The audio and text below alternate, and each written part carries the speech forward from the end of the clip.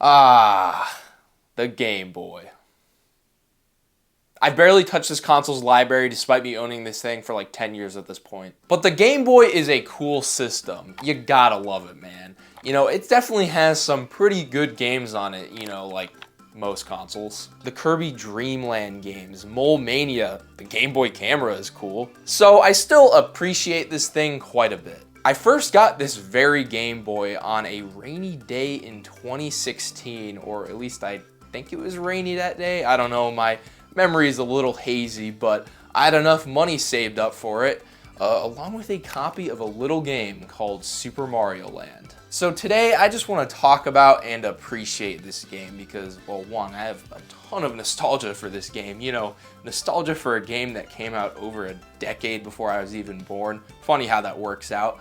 But it's also just a really cool game. It's just awesome. So let's look into it. Now, I'm not going to go super in-depth into the history of this game, but it is notable for being the first mainline Mario game that Shigeru Miyamoto didn't work on, which kind of explains how wildly different this game is from the other Mario games. It was also a launch title for the Game Boy in 1989, and speaking of that, let's put this thing into the Game Boy and check it out.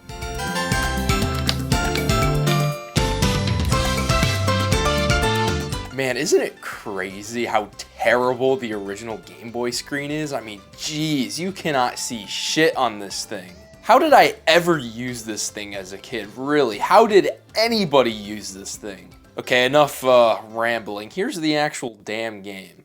The game's premise is pretty different from the other Mario games to an extent. So first off, which you probably already know this, but you don't save Peach from Bowser this time around. You save Daisy from the evil Tintanga, the mysterious spaceman. Well, maybe you didn't know about Tintanga, the mysterious spaceman, but you definitely knew about Daisy being in this one instead of Peach. This is in fact the first Mario game Daisy ever appeared in. This game is also not in the Mushroom Kingdom. It instead takes place in Sarasa Land, which takes influence from different real-world locations. So how does this game play?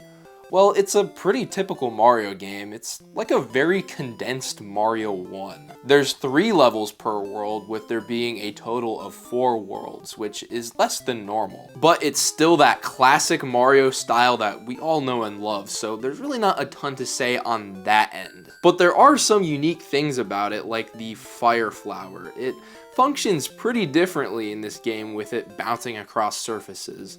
Definitely has a learning curve, but it's quite satisfying once you get the hang of it. Some of the enemies are also pretty different in this game, like how the Koopa Troopas explode after you stomp on them. One thing I really like about this game is that there are shoot-'em-up segments. I do quite like shoot-'em-ups, so I really appreciate the inclusion of these segments here. They don't overstay their welcome, and they only help to make this game more interesting. It's very unlike Nintendo to do something in the shoot-'em-up genre.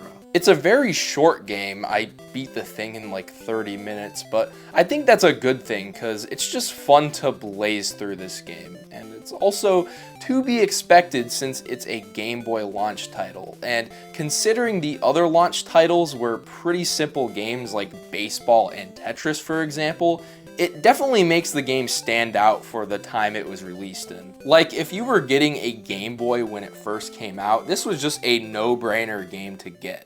So I gotta say something negative about the gameplay, and now this aspect of the game doesn't ruin the game or anything, but woof, the control in this game ain't the hottest. It starts off fine with the standard Mario moveset, but my god, Mario drops like a damn rock in this game. It's just a very stiff feeling game overall, especially in the jumping. It can be quite wonky when landing on platforms and stuff. It's kind of a miracle this game is still enjoyable despite the pretty rough control. And you know, let's talk about the actual good aspects of this game. Man, there is just something about this game style that I absolutely adore. Graphically, this game is very simple looking. The game has very tiny and not super detailed sprites, but that only just adds to the charm. Something about those dinky little sprites, man, you gotta love them. One thing you will notice about this game is just how different the vibes of it are from any other Mario game. Like I said earlier, the worlds in this game take influence from actual real-world locations, really just adding to that different and weird vibe. The first world takes inspiration from Egypt. I love the underground level in particular with the hieroglyphics in the background. The second world is supposed to be based on Bermuda.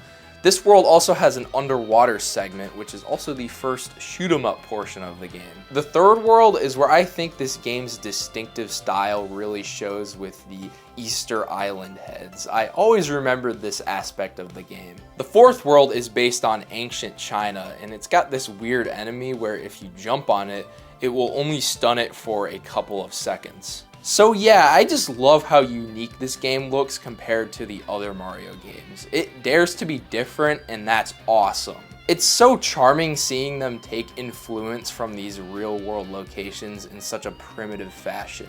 It's seriously one of my favorite aspects of this game. And speaking of one of my favorite aspects of this game, oh my god, the music in this game goes insanely hard. Not composed by Koji Kondo this time. Instead, it was done by Hirokazu Tanaka, and I genuinely like this soundtrack more than any of the NES Mario soundtracks. One of my favorite Mario soundtracks, I'm not even kidding. Not a single miss in this entire soundtrack. You've got your jolly ass upbeat tunes.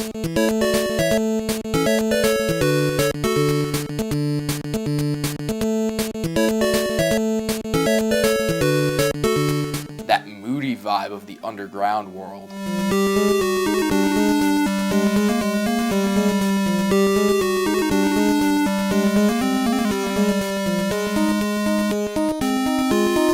Man, I really love Chai Kingdom's music.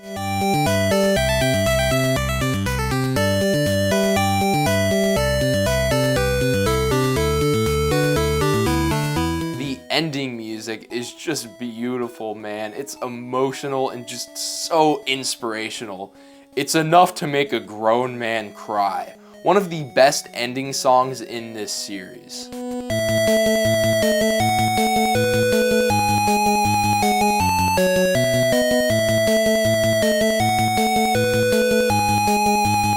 So yeah, that was Super Mario Land. You know, this game may be primitive as hell, stupidly easy, and it honestly does not control that well, but that is not gonna stop it from being one of my favorite 2D Mario games. Yeah, I'm not joking. It is one of my favorite 2D Mario games. I just love that it dares to be different and weird. It really goes a long way into making this game stand out in my mind. They could have just gone with the basic Mario aesthetic for this game, but they didn't, and I think that rules. It's just such a cute little charming game that is oh so fun to replay again and again. Well, since this review was pretty short, I might as well talk about the game's sequel, Super Mario Land 2 6 Golden Coins, because when else am I going to talk about this game? So let's pop this bastard into the Game Boy and check this game out.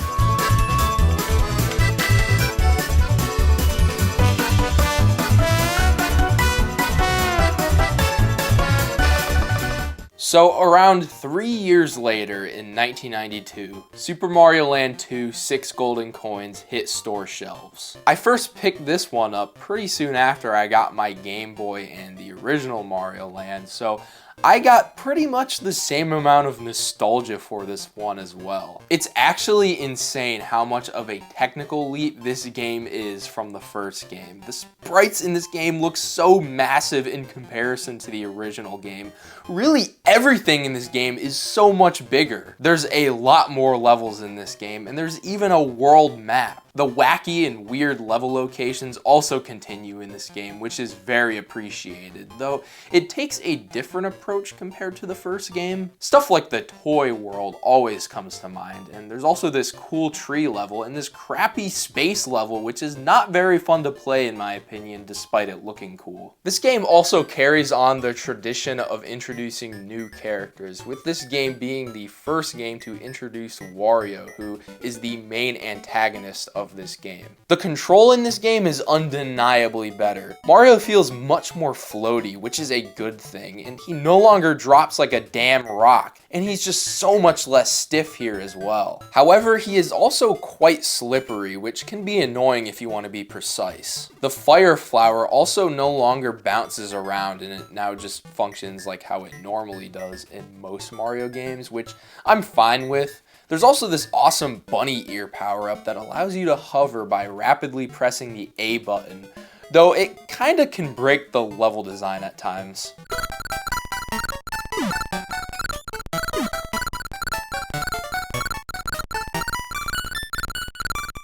This game is also much more challenging than the first game, which I welcome. Though there is one really BS element to this game. Whenever you get a game over and want to continue, you have to give up one of your 6 golden coins, hence the title of the game. You get these by beating each boss, and you need all of them to get to Wario's castle. Just a really stupid mechanic that just unnecessarily pads out the game. I like that this game is more challenging in the actual levels, so I just don't get why they needed to include this. The music is still pretty good in this game, though I definitely prefer the original game's music overall. The songs in this game pretty much all use the same melody, which is thankfully pretty catchy.